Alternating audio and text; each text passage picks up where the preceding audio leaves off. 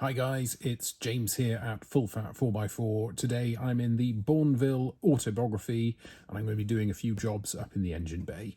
So I'll be removing the air intake plenum to get access to the oil cooler. I'll be replacing that, doing a full engine service, and I'll then be replacing the auxiliary belt, tensioner and a couple of idlers, and then finally I'll be purging the coolant system. Enjoy the video.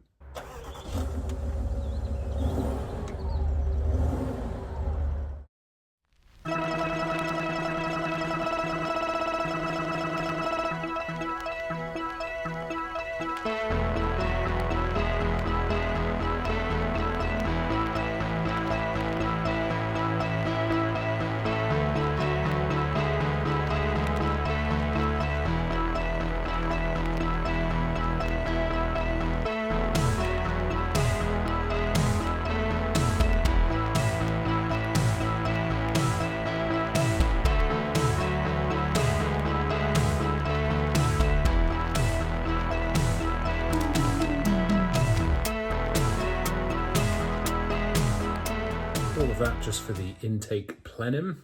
So I'm going to show you the oil cooler now, and I know I've done a video on this before, but I always think it's interesting to see. So there's just a little bit of signs of leakage there and sort of down there in the block, down in the V. This one is actually not bad at all. I've had some come in where it's been sort of visibly gushing out, but this is actually really not that bad. And to be perfectly honest, if this was my own car, I probably wouldn't bother changing this oil cooler at the moment, but as it's a for sale car, it's worth doing just to get it done for peace of mind for the next customer. So yeah, so that's the intake plenum removed, and I will now do the oil cooler.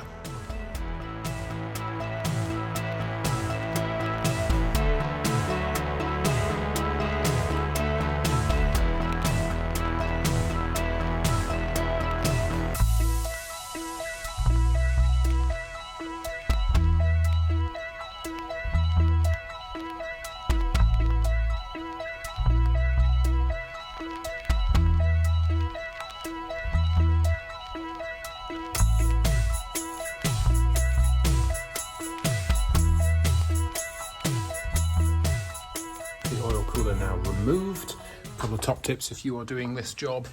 There are 2 O-rings on that oil feed line that need to be replaced. I've put the dimensions in another video, but I'll link them here as well.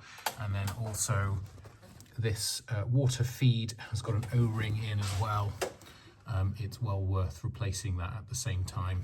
And I would also advise that you try your best to remove as much oil as possible from these galleries, and just make sure that there is no oil water contamination. You need to be fairly careful when you remove the oil cooler, and I would advise stuffing some rags underneath this bad boy to absorb any coolant that comes out of the cooler.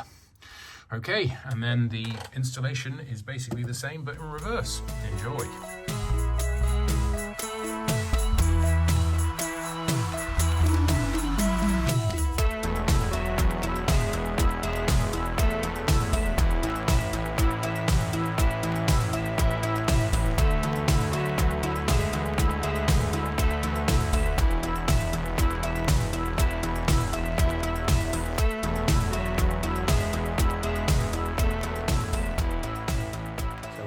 Oil cooler is now in place. Exhibit A. So nice shiny new oil cooler with new O-rings at the oil feed at the back, and also a new O-ring on this coolant feed. So yes, that is now obviously not going to leak, and it's a job just well done. Whilst I've got the intake plenum off, I've just given that a good clean as well, just before that goes back on.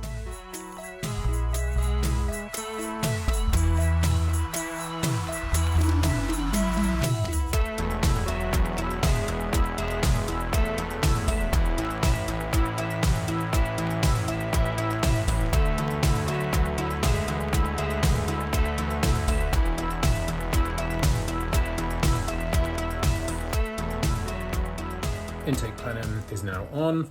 The next job for this car is going to be a full engine service, and you may have just noticed in the last bit of the time-lapse video I've just done the cabin filter. So it will be left side air filter, right side air filter, along with the fuel filter. I've already drained the oil, and the new oil cooler comes with a new filter. I'll check that's in place.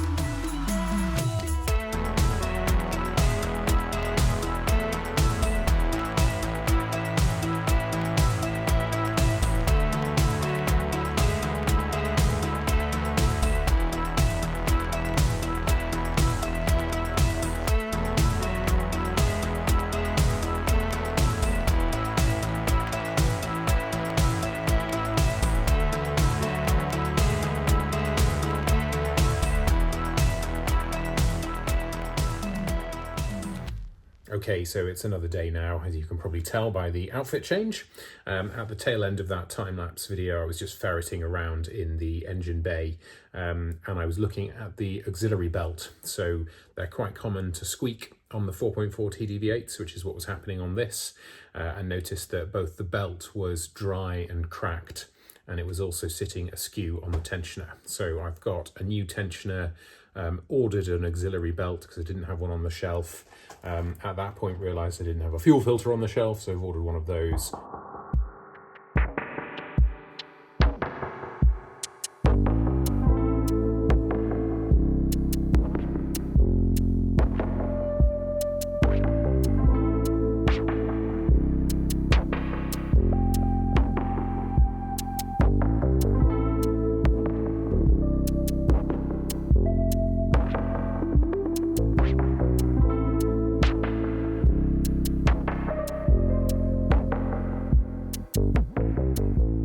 Okay, I did just have to pause there and do some swearing, but it is possible to get the auxiliary belt off without having to disrupt the cooling system as Exhibit A. However, it is a pig, and you do really need to have arms and hands the size of a child in order to get yourself into that engine bay.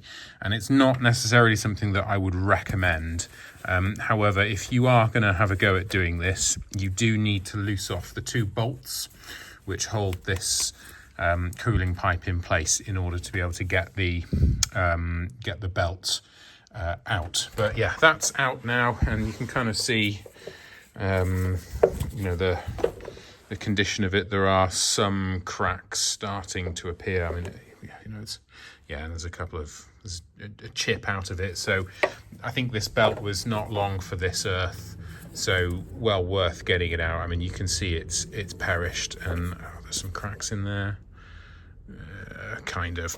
So, I mean, you probably could have limped along on that belt for a bit longer, but hey ho, it's out now. And then with respect to the pulleys, so that one I think wasn't too bad. There's a little bit of play in it, but not too serious. However, there was quite a lot of play in that one, and you can see how it's sort of all gnarled up. So not very pleasant. So we'll just replace those. That was the old tensioner, which on the face of it seems okay, but I'm pretty sure it wasn't running true. And then we've got the new tensioner, new idlers here, and there's a new belt somewhere knocking around. Yeah, here it is. So yeah, we're gonna get those bits in now.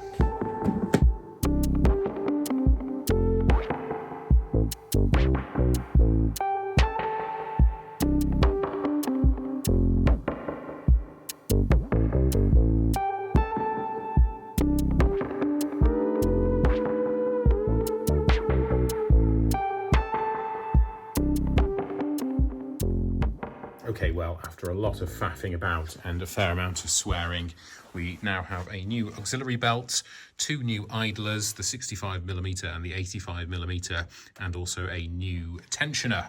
Now, the method that I used to put that auxiliary belt in does not involve breaking the cooling system, and it is a bit quicker. However, it's mega fiddly, and there's a particular cooling pipe Let's see if we can get some light on it. It's that one made of aluminium, which has got 2 bolts which secure it to the engine block, and you have to take both bolts out, and then you can kind of pull the aluminium pipe off the engine block to thread the belt out, and then thread the belt back in.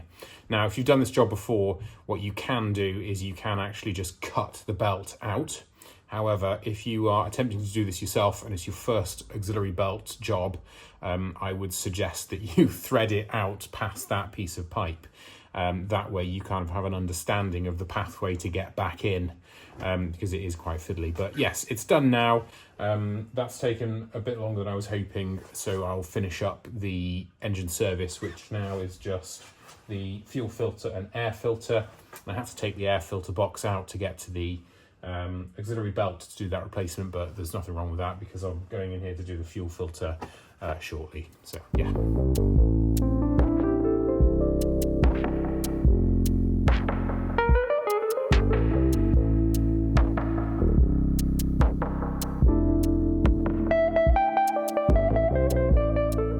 Okay, that is the engine service complete. So that is 2 air filters, an oil filter, fuel filter, new sump plug, 9 litres of oil.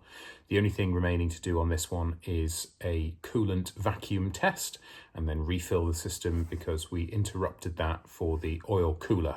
So although we managed to do the auxiliary belt without breaking the cooling system, I'd broken the cooling system previously, so we'll just need to top that up with the vacuum method. So you'll see that now.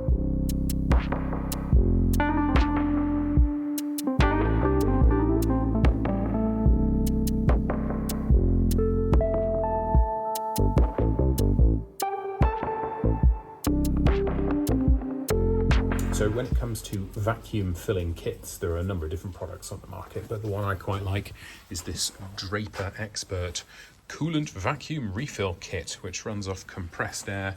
It's a sort of universal kit that comes with a number of different attachments for various expansion tanks. And the way it works is you use a compressed air line, basically run compressed air through this component here, which effectively creates a Venturi vacuum across the top of the expansion tank, and it basically sucks any air in the coolant system out. So you can see that's one of the coolant pipes, and it's just completely compressed it. So it will also then show you how much vacuum is being held within the coolant system, and this is a really good way to test to see whether or not you've got any leaks in your coolant system, because if it doesn't hold vacuum, then it's a sure sign that you've got leaks. Then when you're done checking with the pressure system that it's not leaking, you put this into a container of fresh antifreeze, and then when you release this valve here, it sucks fresh clean antifreeze up into the coolant system and fills the void which has been sucked out. So it's really quite a clever system, and it's great for engines like the 4.4 TDV8, which have got a really complex and elaborate cooling system with lots of different channels. So it's a really good way to make sure that you've got coolant in all the bits where there should be coolant.